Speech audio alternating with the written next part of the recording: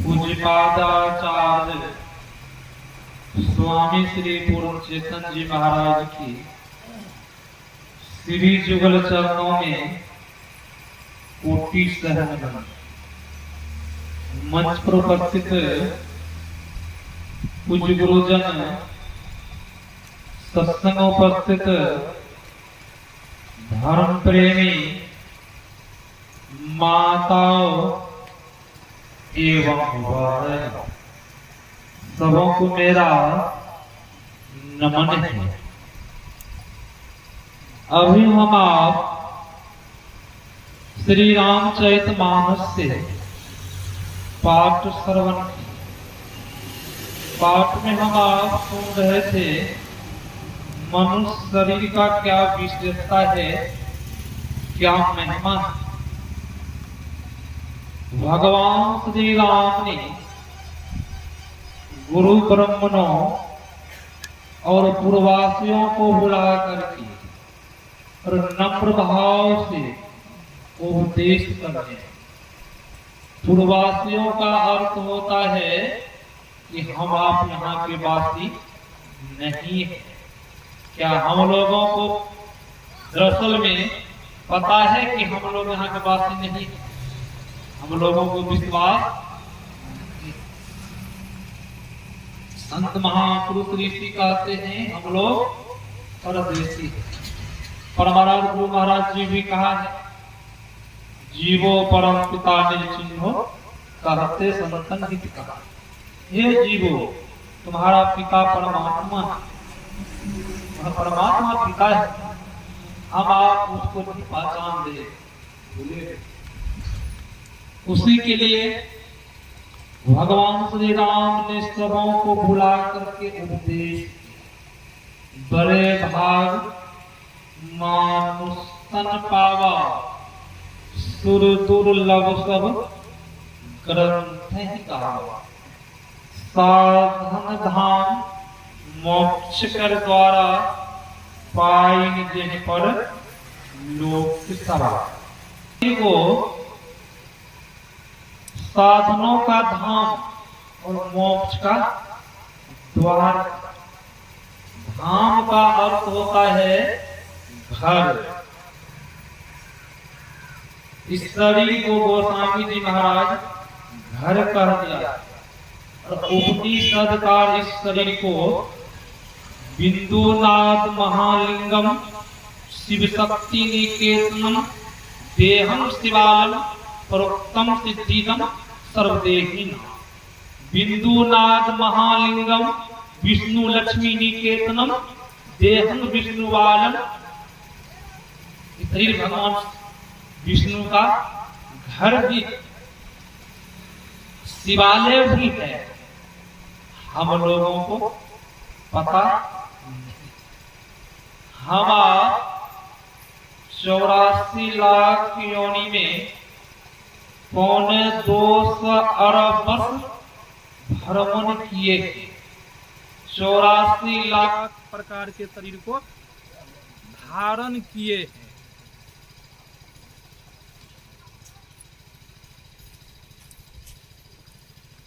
हम लोग 84 लाख योनि में 2.25 अरब वर्ष भ्रमण किए और 84 लाख योनि प्रकार के शरीर को धारण किया। 84 लाख शरीर है। इस शरीर 84 लाख शरीर को कहीं कहीं संतों ने इस शरीर को कपड़ा भी कह दिया।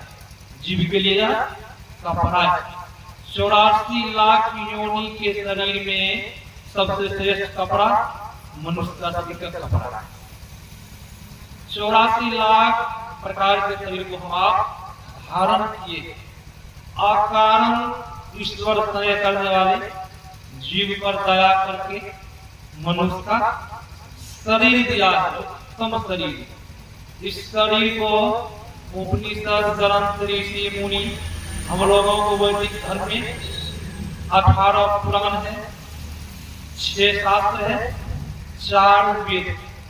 जो सबों को पढ़ेंगे सबों में यही वर्णन है सबसे उत्तम मनुष्य का शरीर। और मनुष्य शरीर पा करके उत्तम शरीर है, इस शरीर पा करके हम लोगों को क्या करना चाहिए? उत्तम काम। संत महापुरुष ने कहा इस नदी के बहुत बड़ी विशेषता। विशेषता क्या है? अपने अपने हाथ से 3.5 हाथ का शरीर है, और हमारे वैदिक धर्म में 33 करोड़ देवी देवता है। संत महापुरुष कहते हैं 33 करोड़ देवी देवता इसमें विराजमान। और महाराज गुरु महाराज जी पंच देवता का वर्णन किए। उदार चक्र में गणेश जी का वास है, और लिंग चक्र में ब्रह्मा जी का वास, नाभि चक्र में विष्णु जी का वास, हृदय चक्र में भगवान शिव का वास, कंठ चक्र में सरस्वती जी का वास। इस शरीर उत्तम शरीर है। उपनिषद ग्रंथकार कह रहा है कि 33 करोड़ देवी देवता शरीर के अंदर में विराजमान है सूक्ष्म रूप। और इस शरीर के विशेषता जितनी भाषाएं विद्याएं सभी शरीर में विराजमान। बहुतों को विश्वास नहीं होगा। जब विद्याएं हैं तब जब परमाराज गुरु महाराज जी बंगाल गए थे, वहां के श्रद्धालुओं ने कहा हजूर बंगला में प्रवचन किया जाए। अब परमाराज गुरु महाराज जी बोले संसेवी जी आप तो बंगला पुस्तक अध्ययन करते पढ़ते हैं, बोलिए माइक दीजिए उनके पास। तो कुछ संसेवा ने कहा हजूर हम 1-1.5 घंटा नहीं बोल पाएंगे, बहुत 10-5 मिनट हम बोल पाएंगे। परमाराज गुरु महाराज जी बोले लाइए माइक मेरे पास लाइए माइक। परमाराज गुरु महाराज जी माइक दिए, आंख बंद किए, आंख को पुनः खोले, तो मंगला में ही मंगलाचरण प्रवचन करते घंटों फिर है विद्याएं भाषाएं। कोई संत महापुरुष कहते हैं शरीर में सब विद्याएं सब भाषाएं। इस शरीर के अंदर में वह प्रकाश है जो प्रकाश कभी खत्म नहीं होता है। यहाँ पर विकलोक में जो प्रकाश होता है यह प्रकाश कभी खत्म नहीं होता है, विष्णु दुर्दय हुआ पुनः अस्त भी होगा। संत महापुरुष ने कहा है अपने अंदर में जो पुरुष का उदय होता है वह पुरुष कभी वह डूबता नहीं, अस्त नहीं होता है, वह अनित्य उगा ही उगा रहता है। वह प्रकाश बहुतों का कहना है इस अंदर में प्रकाश सब नहीं। इस शरीर के अंदर में प्रकाश है, रोशनी है, सामने आंख में रोशनी आ रही है, हम आंख से देख रहे हैं। कहीं रोशनी अंदर से खत्म हो जाए आंख में रोशनी आएगी, आंख में रोशनी। इस शरीर के अंदर में वह शब्द है जो शब्द कभी खत्म नहीं होता है, अनाहत वह शब्द होते रहता है। और संसार में कहीं भी शब्द होता है वह शब्द खत्म नहीं होता है। वही संत महापुरुष कहा कि अंदर में शब्द है, सबने बाहर से निकल रहा बोल रहे थे, अंदर में भी शब्द है। वही संत महापुरुष कहा इस शरीर के अंदर में जितने तीर्थ हैं, हम आप 2-4-5 तीर्थ भ्रमण किए होंगे। संतों ने कहा जितने तीर्थ है सब तीर्थ इस शरीर के अंदर में विराजमान है सूक्ष्म रूप। फिर हम लोगों को दिखता क्यों नहीं? सब कुछ विराजमान है, फिर दिख क्यों नहीं रहा है? कारण क्या है? हम आप कर नहीं पाते। जिस तरह गुरु जी ने बताया उस तरह आप कर नहीं पाते। संसार के पदार्थ धन के लिए लोग बहुतों से धोखा आते हैं, मेरे पास महाराज माफ कीजिए, आंसू भी बहाते। कोई ऐसा नहीं मिला है कि महाराज ध्यान में नहीं मन लग रहा है, भजन में नहीं मन लगा रहा है, आशीर्वाद दीजिए। बहुत कम आदमी इस तरह का मिलता है। क्यों? कारण क्या है? संसार के पदार्थ के लिए आप आंसू बहाते हैं और परमात्मा के भजन के लिए कभी आंसू नहीं बहाते। और महाराज ध्यान में नहीं मन लग रहा, ध्यान करना बहुत छोड़ देते। एक संत हुए बंगाल में, राम कृष्ण जी महाराज, उन्होंने कहा जो पुश्तैनी किसान होते हैं, जो परंपरा से खेती करते आया, उनका 12 वर्ष तक फसल नष्ट होने पर भी वह खेती का काम नहीं छोड़ता है। जो मुनाफे के लोभ में पड़ करके खेती करता है, एक साल फसल नष्ट होने पर खेती का काम छोड़ बैठता है। जो सच्चे विश्वासी भक्त होते हैं, ईश्वर के दर्शन नहीं मिलने पर ईश्वर का भजन कभी नहीं छोड़ता, ईश्वर का भजन कभी नहीं छोड़ता। अंधकार के कोई बात नहीं, बैठे आज निकल प्रकाश मिलेगा ही मिलेगा। मन भाग गया कोई बात नहीं, मन भाग गया, हम तो नहीं भाग रहे हैं। मन कहाँ जाएगा भाग करके? अंदर में आएगा, कहाँ भाग के जाएगा? बाहर से कहाँ रहेगा मन? क्षण पलक के भाग के जाएगा, फिर मन तो इसी तरीके अंदर में आएगा। बाहर रह जाएगा मन, कहीं बाहर में नहीं रहेगा। मन क्या है? सूक्ष्म जड़ है कि हम आप क्या है? चेतन। हम लोगों को मन के बस में हम आप हो गए। संत महापुरुष ने कहा जब आप मन पर विजय कर लेंगे, मन पर विजय कैसे होगा? मन के पर विजय करने के लिए आपको वैराग्य चाहिए, अभ्यास चाहिए, तब मन पर आप विजय करेंगे। संत महापुरुष कहते शरीर शिवालय सब कुछ शरीर में है, और यह शरीर बहुत तो आपने शरीर मनुष्य का शरीर तो पाया है, भजन नहीं करते। अंत में उनको देखिएगा क्या सिर धुन धुन के पछताते, सो परत दुख पा गई, सिर धुनी धुनी पछताए, काल ही करने ईश्वर ही मिथ्या दोष लगा। वह अंत समय में काल को दोष लगाते हैं, काल कहते हैं समय, काल को दोष लगाते हैं, ईश्वर मुझे अच्छा नहीं किया, मुझे समय भजन करने के लिए नहीं दिया। काल कर्म को दोष लगाते हैं, ईश्वर को दोष लगाते हैं। क्या दोष लगाने से कुछ मिलने वाला है? कुछ हाथ आने वाला नहीं। जब आप वही पहले भजन कर लेते, जब कुछ न कुछ हाथ आया। संत महापुरुष कहते शरीर मूल्यवान शरीर है।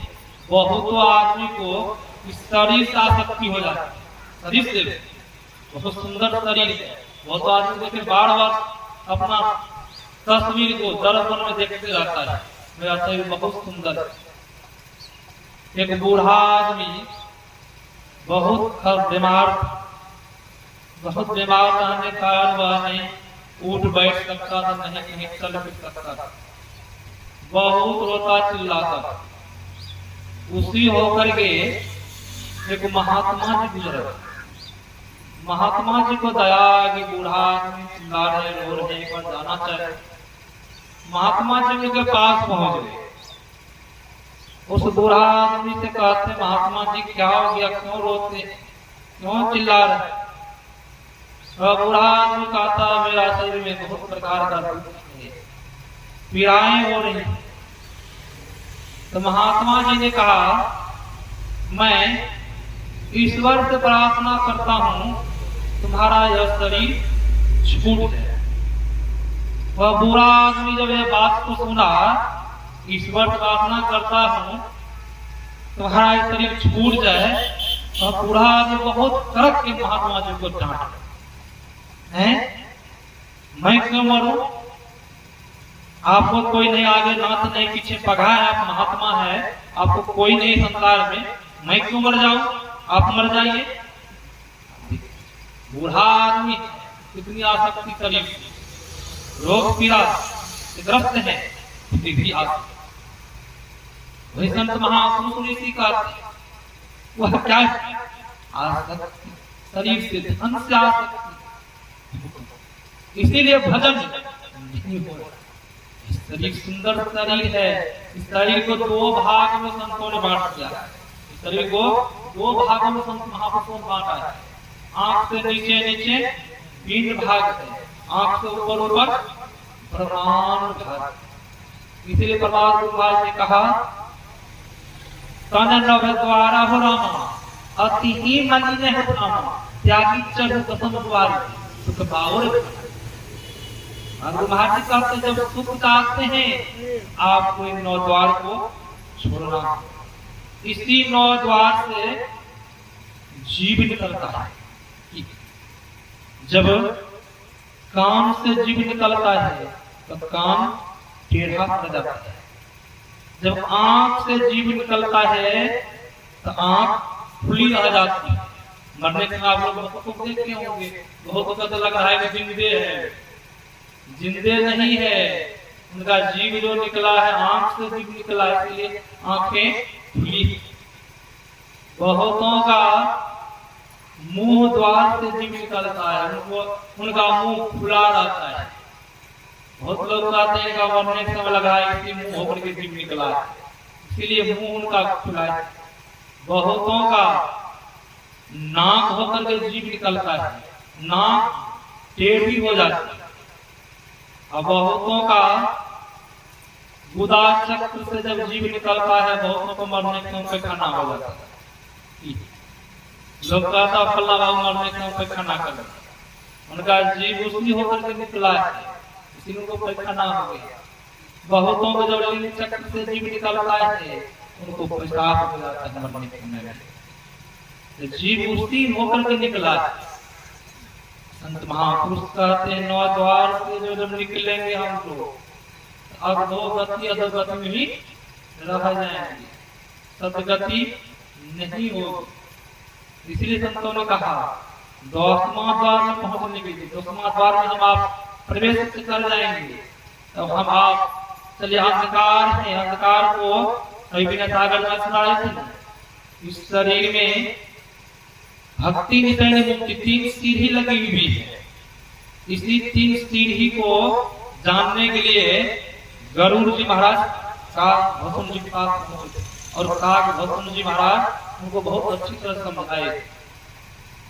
काग भस्म जी ने कहा सुनो गरुड़, प्रत्येक मानव के अंदर में 3 सीढ़ी लगी हुई है। वह 3 सीढ़ी क्या है? मानव जब आंख बंद करते हैं, आंख बंद करने पर अंधकार को पाता है, अंधकार देखता है। वही अंधकार नरक की सीढ़ी है। कोई अंधकार में अपना शरीर छोड़े तो वह कहाँ जाएगा? विचार कीजिए। कोई अंधकार में अपना शरीर को छोड़े वह आदमी कहाँ जाएंगे? यहाँ कागज रामायण का रहे हुआ है नरक की सीढ़ी है, नरक की सीढ़ी को वह बैठे हुए तो वह कहाँ पहुंचेंगे? फिर कागज जी ने कहा सुनो करो, जो मानव भजन सुमरन करके अपने अंदर में प्रकाश को पाता है, वही प्रकाश जो प्रकाश कभी खत्म नहीं होता है। जो मानव एक बार प्रकाश को पा लिया वह प्रकाश खत्म नहीं होता है, उस प्रकाश से आगे बढ़ना होता है, वह कभी खत्म नहीं होता। वही प्रकाश है स्वर्ग की सीढ़ी। फिर सुनो करो, प्रकाश से जो मानव आगे को बढ़ता है, अपने अंदर में शब्द को सुनता है, वही शब्द है मुक्ति की सीढ़ी। उसी शब्द से सृष्टि हुई है, संसार बना है। परमात्मा गुरु महाराज जी ने कहा उस परमात्मा को जब आप पाने के लिए चाहते हैं, आपके अंदर में जो इच्छा बनी हुई है उनको पाने के लिए 2 ही काम है। 2 ही क्या काम है? उस परमात्मा को पाने के लिए आपको देखना होगा और अपने अंदर में सुनना होगा। संसार में भी कहीं हम जाते हैं तो पहले देखना होता है और पुनः सुनना भी होता है। और परमार गुरु महाराज जी कहते कहते कह दिए कि जिस मजहब में, जिस संस्था में बिंदु ध्यान, नाद ध्यान की चर्चा नहीं हो, वह संप्रदाय, वह मत क्या है? तो खोखला है, बेकार है, उसका कोई कुछ नहीं है। उसी बिंदु को कहीं कहीं वर्णन वर्णन गुरु महाराज जी कहीं कहीं मौज में आकर के बोले हैं, वह बिंदु जो कोई साधक बिंदु ध्यान करते हैं, वह बिंदु क्या है? वह बिंदु शक्ति है और नाद भगवान शिव के चिन्ह है। वह बिंदु लक्ष्मी है, नाद भगवान विष्णु है। जो कोई बिंदु ध्यान करते हैं तो सोचिए हम लक्ष्मी पार्वती की पूजा अपने अंदर में कर रहे हैं। इस तरह भले हम लोगों को विश्वास नहीं होता है कि थोड़ा सोचते हैं इधर भी पूजा कर ले, उधर भी पूजा कर ले। और गुरु महाराज जी ने कहा, जो कोई साधक अपने अंदर में नाद ध्यान करते हैं, उस नाद को सुनते हैं, वह साधक भगवान विष्णु के पूजन अपने अंदर उपासना करते। जब जो कोई नाद ध्यान करते हैं, हमें कितना लाभ है, लाभ है नहीं, सब कुछ शरीर के अंदर में है, फिर भी हम लोगों को पता नहीं। यही कहा शरीर की बहुत बड़ी विशेषता है, जरूर फिर भी हम आप भजन करने के लिए नहीं जाते। इसी शरीर की विशेषता को लेकर के गिरिराज जी महाराज भगवान श्री राम के पास पहुंचे थे और भगवान श्री राम को कहते हैं, प्रभु आपने अच्छा नहीं किया, आपने मुझे गिरिराज का शरीर दिया है, मांसाहारी शरीर दिया है, इस शरीर बहुत नीच शरीर है। भगवान श्री राम ने कहा, सुनो गिरिराज, तुमसे भी नीच शरीर मैंने दिया, चलो मैं दिखाता हूँ।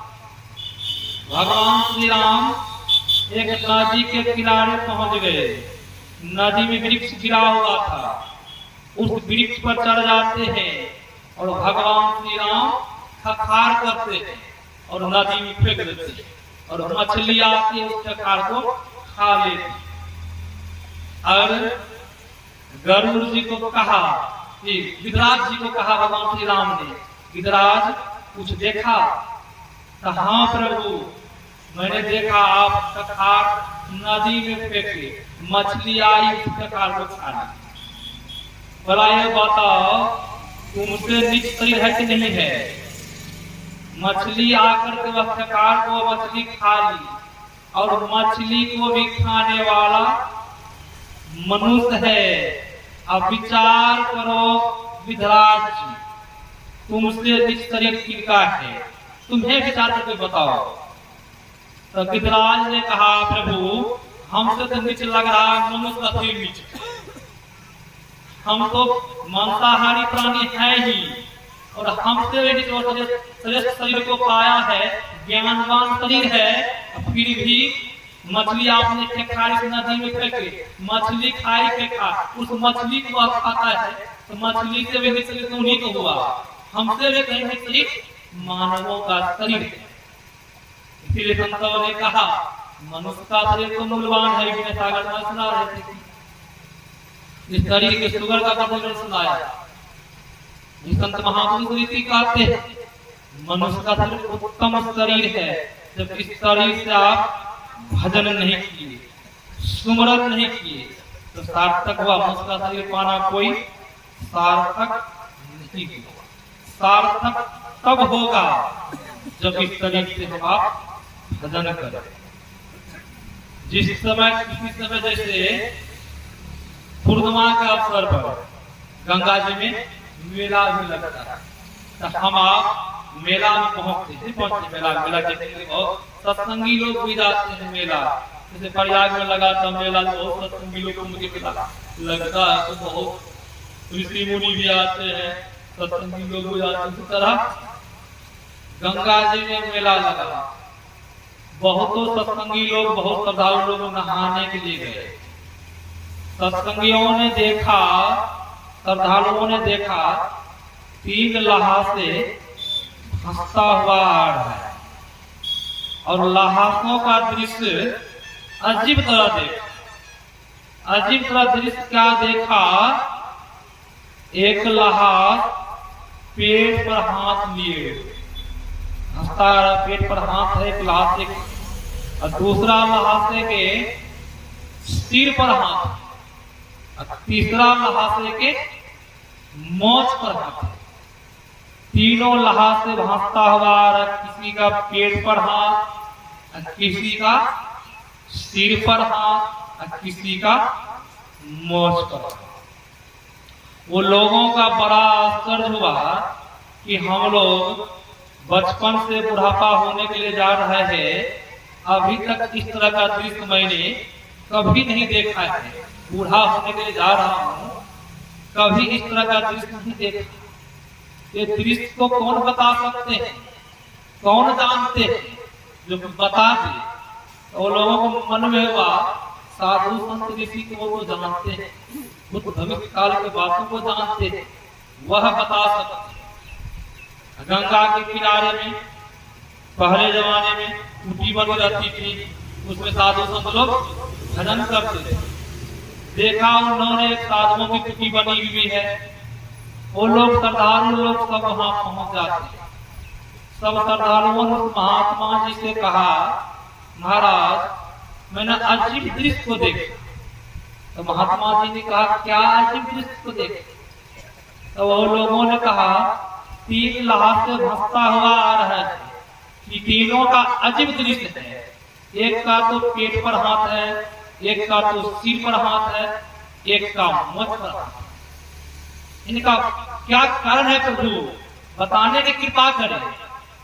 तो महात्मा जी ने कहा, मैं बता दूं कि उनसे पूछवा दूं?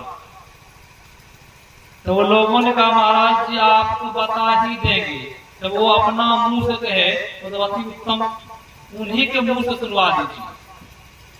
तो महात्मा जी ने कहा, चलो वहां देखते हैं।